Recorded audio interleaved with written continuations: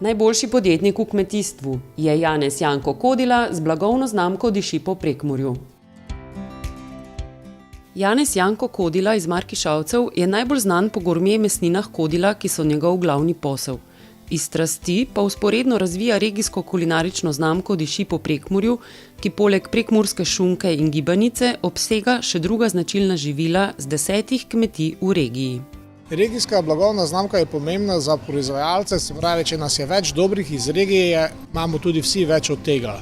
In z združevanjem na taki način potem imamo tudi lažjo promocijo, ljudje prepoznajo proizvajalce in pa tudi več proizvajalcev se lahko vključi v en izdelek. Se pravi, zadružni princip, da se združujemo pri prodaji in pa pri distribuciji tega izdelka.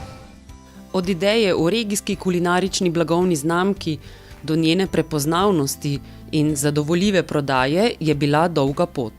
Sama blagovna znamka Diši po Prekmurju se je začela ustvarjati za zaščito zaščitenih izdelkov gibanice in šunke in potem smo ugotovili, da na tem temelju, na teh dveh izdelkih lahko tudi vključimo manjše proizvajalce z kulinaričnimi specialitetami iz regije in smo poskrbeli, da tem manjšim proizvajalcem zagotovimo embalažo, CGP, vse standarde, ki so potrebni za današnjo, trgovino oziroma za prodajo trgovinam in organiziramo odkup in financiramo, se pravi, tudi ta del, ker potem oni nimajo nobenega drugega dela, kot svoj izdelek napolnijo v našo embalažo.